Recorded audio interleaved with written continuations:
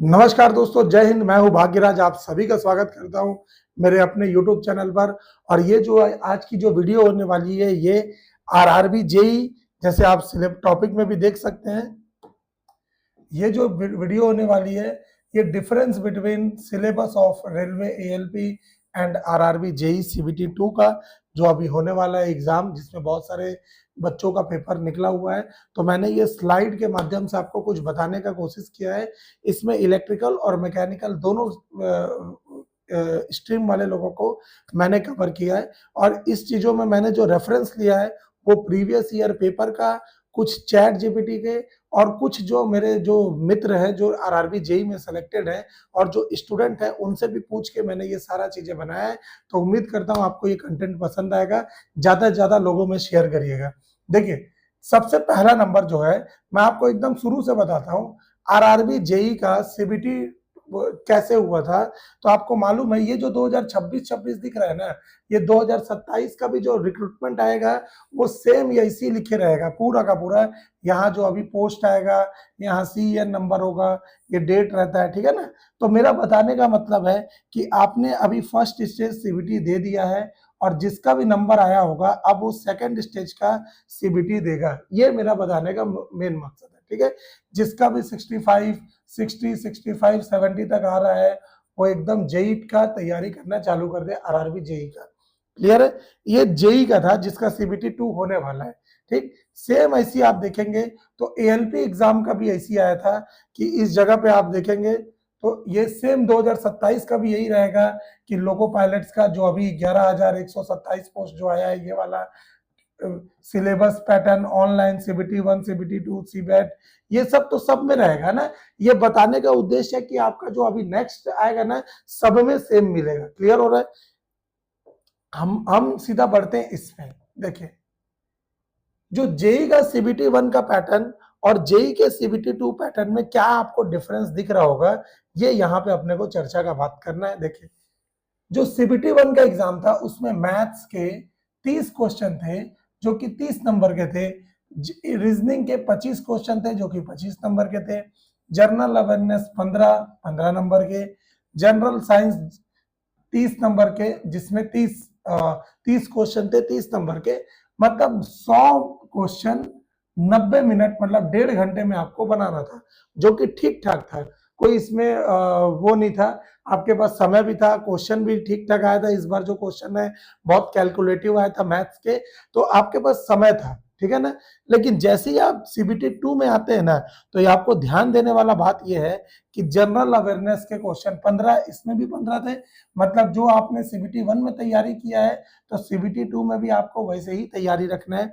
देखिएगा ध्यान से, साइंस में सिर्फ और सिर्फ फिजिक्स केमिस्ट्री रहेगा, बायोलॉजी नहीं रहेगा। लेकिन इसमें बायो के भी क्वेश्चन आते थे। क्लियर हो रहा है। इसमें जो है आपके 15 क्वेश्चन रहेंगे 15 मार्क्स के। Basic computer and application 10 question 10 marks के। और ये पूरा का पूरा बेटा बैंकिंग लेवल के क्वेश्चंस रहेंगे, याद रखिएगा। आसान नहीं रहते क्वेश्चन। ऐसा आपको नहीं पूछेगा कि इनपुट डिवाइस कौन सा है, आउटपुट डिवाइस कौन सा, ये सब नहीं पूछेगा। क्वेश्चन पूरे अच्छे बैंकिंग लेवल के मिलेंगे। Basics of environmental and pollution control, इसके भी ठीक ठाक क्वेश्चन रहते हैं, 10 क्वेश्चन 10 नंबर के। और जो टेक्निकल एबिलिटीज है, चाहे इलेक्ट्रिकल वाले होंगे तो इलेक्ट्रिकल के 100 क्वेश्चन रहेंगे, मैकेनिकल वाले होंगे तो मैकेनिकल के 100 क्वेश्चन रहेंगे। इसी को हमको आज चर्चा करना है, यही वाले चीजों में। तो आप देखेंगे 150 क्वेश्चन टोटल कितने मिनट में, 120 मिनट में है। आप अपना टाइमिंग याद रखिएगा बेटा। सीबीटी 2 वाले 150 क्वेश्चन 120 मिनट में, तो आपके पास समय ठीक ठाक है। क्लियर है। समय ठीक ठाक है, आपको इसमें अच्छा खासा समय भी मिलेगा, लेकिन पेपर का वैरायटी भी अच्छा रहेगा, ठीक है ना। चलिए नेक्स्ट स्लाइड में बढ़ते हैं हम लोग। अब जो नेक्स्ट है वो है, देखिए सीबीटी। अब एएलपी का पैटर्न थोड़ा समझ लेते हैं। एएलपी का कैसा पैटर्न था, ठीक है। एएलपी का, तो यहाँ पर जो आपने सीबीटी 1 दिया उसमें मैथ्स के 20 क्वेश्चन 20 नंबर के, रीजनिंग के 25 क्वेश्चन 25 नंबर के, जनरल साइंस के 20 क्वेश्चन 20 नंबर के, जनरल अवेयरनेस के 10 क्वेश्चन 10 नंबर के, टोटल 75 क्वेश्चन 75 नंबर के 60 मिनट में बनाना था, जो कि यही मुश्किल हो जाता है क्योंकि यहाँ पर बच्चों का स्पीड बहुत जरूरी रहता है इस एग्जाम में, ठीक है ना। जो अगले नेक्स्ट ईयर का जो इस बार का जो वो देंगे रेलवे का एएलपी का देंगे, जिनका जॉइनिंग 2027 में होगा, उनको ध्यान रखना है बेटा 60 मिनट में 75 क्वेश्चन बनाना रहता है। लेकिन जैसे ही आप इसमें आते हैं ना सीबीटी 2 में, जिसका भी 50 नंबर 40 नंबर 45 नंबर आ रहा है, एकदम लग जाइए बेटा सीबीटी 2 में लगने के लिए। तो सीबीटी 2 में आप देखेंगे सेम मैथ्स का जो यहाँ पर था, सेम यहाँ maths, general intelligence, basic science and engineering, इसके 100 क्वेश्चन आपको मिलेंगे 100 नंबर के, ठीक है ना। लेकिन जो रेलिवेंट ट्रेड है, जैसे इलेक्ट्रिशियन हो गया, मैकेनिस्ट हो गए, ये सब का, इसके 75 क्वेश्चन 75 नंबर के 60 मिनट में। टोटल बोलने का मतलब है 9 6 15 150 मिनट में आपको 175 क्वेश्चन करने रहते हैं। और ध्यान देने वाली बात यह है बेटा, इसमें सिर्फ और सिर्फ आपको क्वालिफाई करना होता है। तो अब आपको समझ आएगा कि जब इसमें क्वालिफाई करना होता है तो ये जो 100 क्वेश्चन है ना, यहीं से आपका मेरिट लिस्ट बनता है। ध्यान दीजिएगा, यहीं से आपका मेरिट लिस्ट बनता है। तो आप चाहे इसमें टॉप कर लेंगे ना, तो भी आपका कोई काम नहीं रहेगा, आपको मेन इसमें ध्यान देना है। इसीलिए मैं बच्चों को बोलता हूं कि अपने एग्जाम के अनुसार तैयारी करिए। सीबीटी 1 में आपका एम टॉप करना नहीं होता, सिर्फ क्वालिफाई करना होता है। क्लियर हो रहा है? तो सीबीटी 2 में ही आपको पूरा एफर्ट दे देना है ये 100 नंबर वाले क्वेश्चन में। क्लियर है? चलिए नेक्स्ट चलते हैं। आपको दोनों का सिलेबस पैटर्न सब समझ आ गया है कि किस हिसाब से कितने मार्क्स है। अपने वहां पे था 150 क्वेश्चन 120 मिनट में, यहाँ है 150 मिनट में 175 क्वेश्चन, ठीक है। अब देखिए यहाँ से थोड़ा बढ़ते हैं, अब एएलपी का सिलेबस देख लेते हैं थोड़ा सा। तो ये जो जगह है ना, ये जेई का सिलेबस है मैथ्स का, और ये जो है ना, ये एएलपी का सिलेबस है। सभी में, चाहे नेक्स्ट बार में आप देंगे, आपको मैथ्स के इतने ही पोर्शन मिलेंगे, जो कि मैं पहले भी आपको व्हाइट बोर्ड में समझा चुका हूं, ठीक है ना। आप देखेंगे, आप बोलेंगे सर यहाँ तो 20 है और यहाँ तो 19 है, एक कम होगा इसमें, ऐसा नहीं है बेटा। ट्रिग्नोमेट्री एंड ज्योमेट्री इसमें अलग अलग डाल दिया है, यहाँ पे ज्योमेट्री एंड ट्रिग्नोमेट्री एक साथ कर दिया है, बस बाकी पूरे टॉपिक सेम है। तो मतलब जो आप एएलपी में पढ़ेंगे ना, सेम वही पैटर्न पे आपको जेई में भी मिलेगा।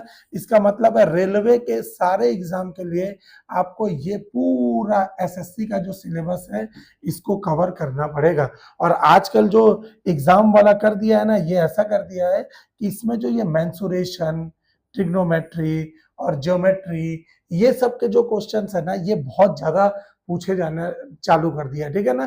इसको बोलते हैं एडवांस मैथ्स। तो इससे क्वेश्चन आपको बहुत अच्छे खासे मिल रहे हैं, ठीक है। अब देखिए नेक्स्ट स्लाइड में बढ़ते हैं। ये बेटा अपने रीजनिंग का है ना, आप देखेंगे ये जो पैटर्न है ये जेई का है और ये एएलपी का है। मैं दोनों का इसलिए लगाया हूं ताकि आपको डिफरेंस समझा सकूं कि दोनों में डिफरेंस क्या है, नॉन टेक क्यों आपके लिए जरूरी है। वन टाइम पढ़िए, सारे एग्जाम का तैयारी हो जाता है। देखिए यहाँ पर एनालॉजीज है, अल्फाबेटिकल नंबर है, पूरे के पूरे इसमें सेम टू सेम है। जो यहाँ आपको मिलेगा 15 यहाँ पर भी है, 15 यहाँ पर भी है। क्लियर हो रहा है? Same to same syllabus. एक बार आप इसको अच्छा करेंगे, ये अपने आप होते जाएगा। और यही नॉन टेक का सबसे अच्छा खूबी है कि एक बार पढ़ेंगे तो आप डिफरेंट 10-12 एग्जाम एक साथ दे सकते हैं। क्लियर है?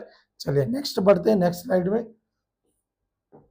ये देखिए बेटा, अगर मैं बात करूं ना, तो इलेक्ट्रिकल पार्ट सीबीटी 2 का रेलवे एएलपी के लिए क्या क्या इंपॉर्टेंट है भाई एएलपी के लिए। तो ये ऑफिशियल ना ये बना के दिया है, ये रेलवे वाला ऑफिशियल बना के दिया है।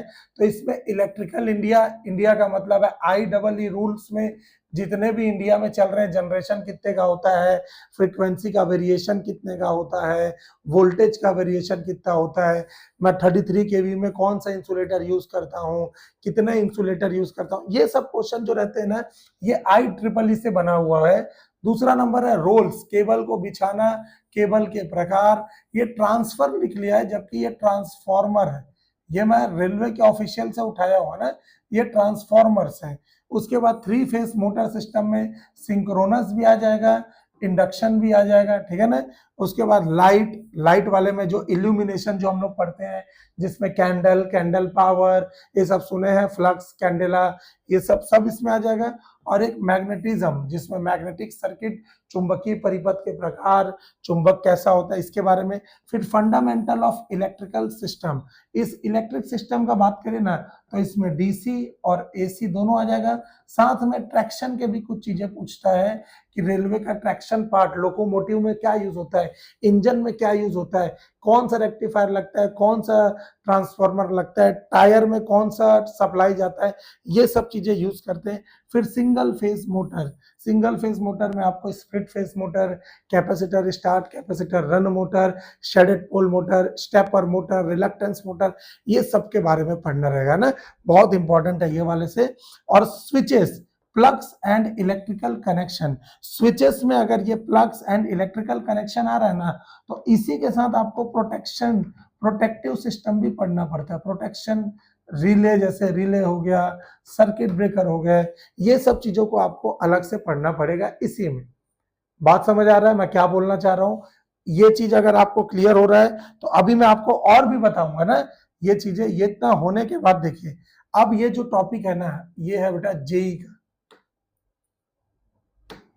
आप उठा के देखेंगे तो ये जो अब आपका टॉपिक है, ये है पूरा का पूरा रेलवे जेई के सीबीटी 2 का इलेक्ट्रिकल वाले टेक्निकल के लिए है ये, जिसमें आप देखेंगे basic concept, circuit law, magnetic circuit, AC fundamental, measurement of measuring instrument, electrical machine में DC, single phase, 3 phase, kilowatt, fractional kilowatt motor, सब का सब आ गया इसमें। ठीक है, अब ये खत्म नहीं हुआ है, ये एक और है ये वाला, देखिए इसमें अब आपको मिलेगा synchronous machine, generation, transmission, distribution, faults और लाइटिंग अरेस्टर, ये वाला एस्टिमेशन कास्टिंग, ये आपको एएलपी में भी करना है, ध्यान रखिएगा। एस्टिमेशन कास्टिंग से एएलपी में भी आता है, utilization of electrical energy, basic electronics. ठीक है, तो एएलपी में भी आपको कुछ कुछ इलेक्ट्रॉनिक्स के पोर्शन पढ़ना है, जैसे डायोड हो गया, ट्रांजिस्टर हो गया, ये सब चीज आपको देख के जाना है क्योंकि कभी कभी बनता है।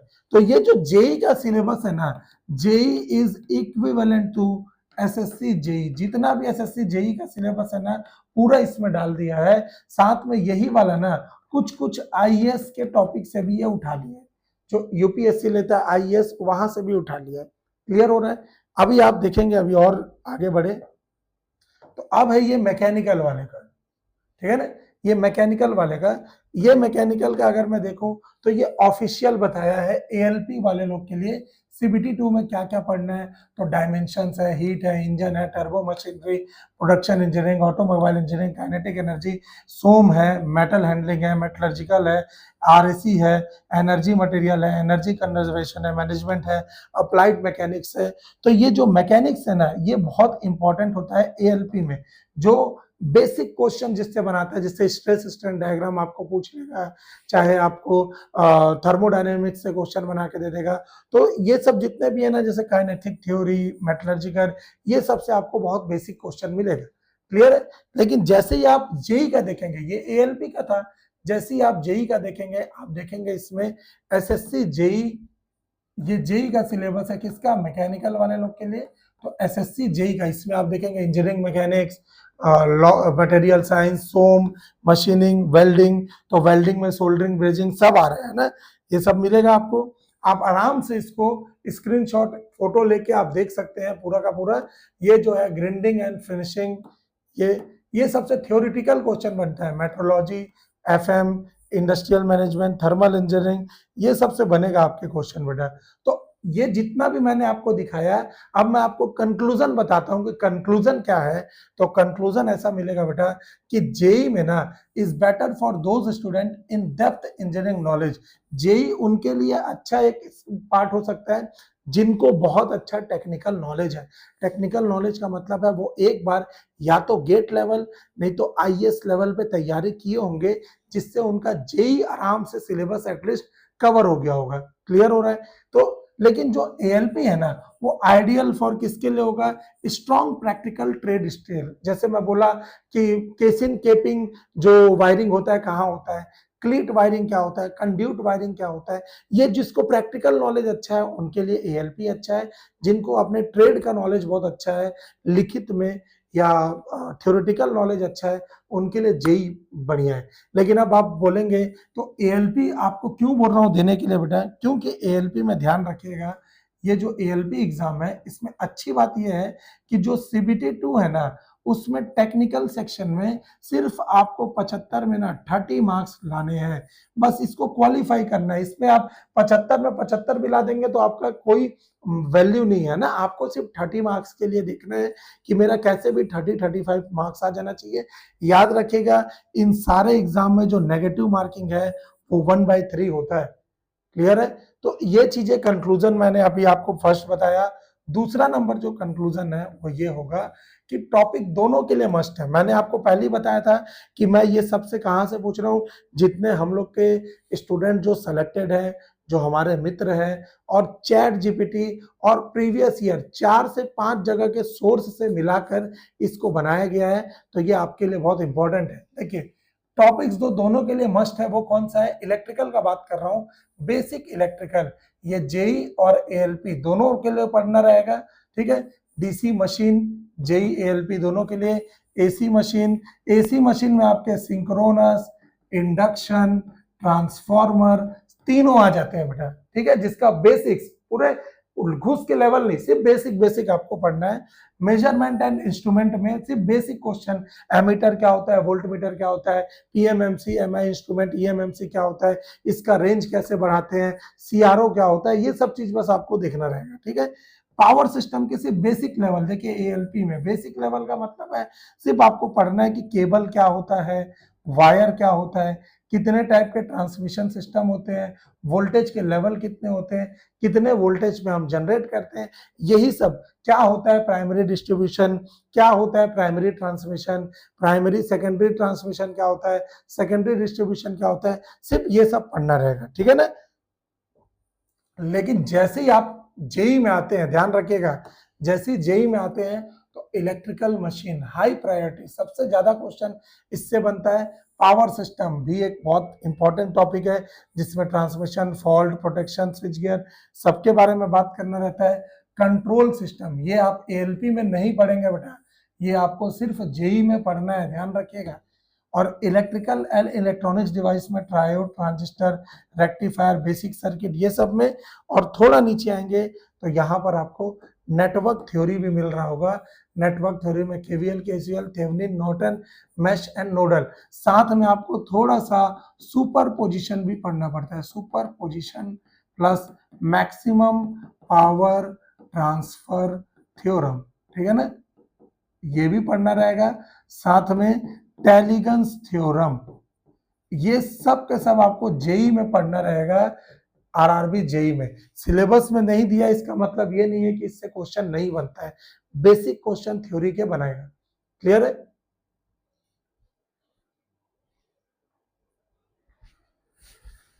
अगला जो है मेजरमेंट में आप देख रहे होंगे एमीटर, वोल्टमीटर, मल्टीमीटर के यूज, और यहां से ये जैसी इसका बात कर रहे हैं। ठीक है, ये इस जगह पर, यहां जैसे ही मैं आऊंगा ना,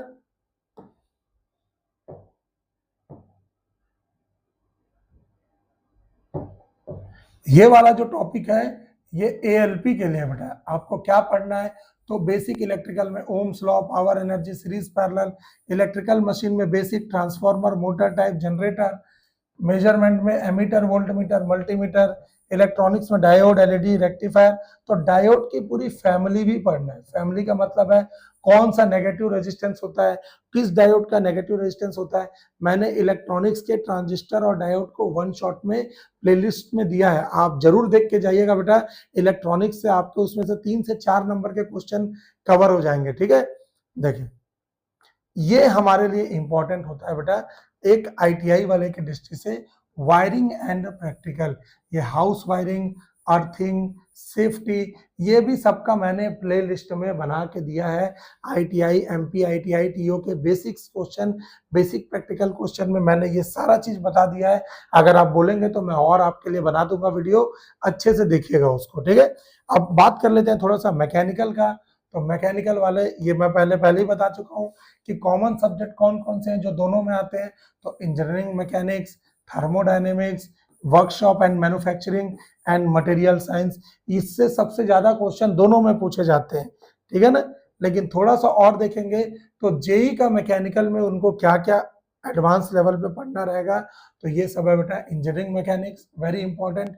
ये पूरा topic force, law of motion, work, power, energy, friction, gravity, numericals बहुत आते हैं इसमें ना। ये जेई का बैकबोन है, कौन सा, strength of material, stress strain, bending moment, shear force, torsion and beam, fluid mechanics में properties of fluid, Bernoulli equation, flow type क्या होता है, लीनियर फ्लो क्या होता है, रेक्टिलिनियर फ्लो क्या होता है, ये सब आप लोग पढ़ते भी होंगे।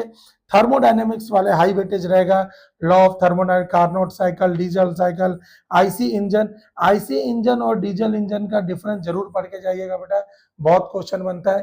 थ्योरी ऑफ मशीन में gear, belt drive, fly wheel, governors, manufacturing workshop में कास्टिंग, वेल्डिंग, मशीनिंग, ये सब चीजें जैसे ये सब पढ़ेंगे ना, थोड़ा सा आप लेथ मशीन भी जरूर पढ़ के जाइएगा बेटा, लेथ मशीन के आपके पार्ट से बहुत क्वेश्चन आता है, ठीक है। उसके एक एक इक्विपमेंट के बारे में क्वेश्चन बनता है, ये जेई वाले लोग के लिए है। तो आई थिंक ये लास्ट हो गया है, ठीक है। तो ये सब पूरा का पूरा क्या है, सिलेबस मैंने आपको अपने अकॉर्डिंग बताया है। आपको उम्मीद करता हूं कि ये चीजें आपको पसंद आ रहा होगा।